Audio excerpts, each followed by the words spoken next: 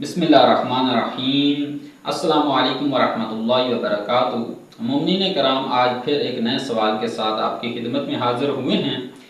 وہ سوال یہ ہے کہ کن صورتوں میں تیمم کرنا واجب ہوتا ہے، یعنی کن صورتوں میں انسان وضو یا غسل کے بدلے میں تیمم کرے گا۔ ان میں سے پہلی صورت یہ ہے کہ پانی نہ ملنا۔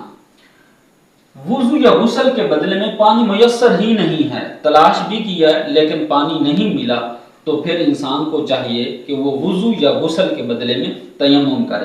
اس کے بعد جو دوسری صورت ہے، پانی تک پہنچنے سے عاجز ہو جانا، ٹھیک ہے، یعنی پانی تو موجود ہے لیکن پانی تک پہنچ نہیں سکتا، یعنی کسی دشمن کا خطرہ ہے یا کسی اور چیز کا خوف ہے اس کو، جس کی وجہ سے یہ پانی تک نہیں پہنچ سکتا، تو اس صورت میں بھی یہ وضو یا غسل کے بدلے میں تیمم کرے گا۔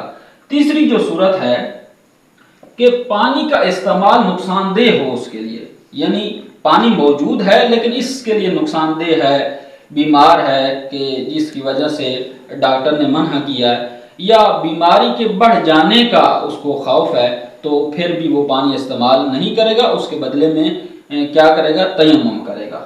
اور چوتھی جو صورت ہے، پانی حاصل کرنا شدید حرج اور ناقابل برداشت مشقت کا سبب ہو، یعنی حاصل تو کیا جا سکتا ہے پانی اگر حاصل کرنا چاہے، لیکن اتنی مشقت لگے گی کہ جو مشقت اس سے برداشت نہیں ہو سکتی، تو اس وقت بھی یہ کیا کرے گا؟ وضو اور غسل کے بدلے میں تیمم کرے گا۔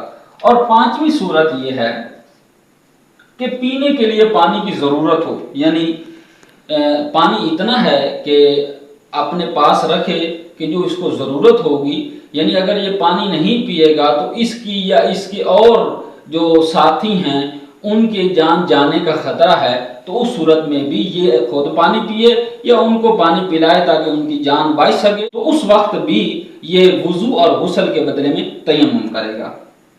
چھٹی صورت ہے ہمارے پاس کہ وضو یا غسل کسی زیادہ اہم یا مساوی شرعی فریضے سے ٹکرا جائے۔ وہ کیسے ہے کہ مثال کے طور پر اتنا ہی پانی ہے، یا انسان کیا کر سکتا ہے، مثال کے طور پہ اس کے پاس لباس ہے، وہ نجس ہے، وہ لباس پاک کرے یا پھر وضو یا غسل کر سکتا ہے، اتنا ہی پانی ہے، تو وہ کیا کرے گا؟ لباس پاک کرے گا اور پھر وضو یا غسل کے بدلے میں تیمم کرے گا، وضو اور غسل کے بدلے میں تیمم کر کے پھر نماز ادا کرے گا۔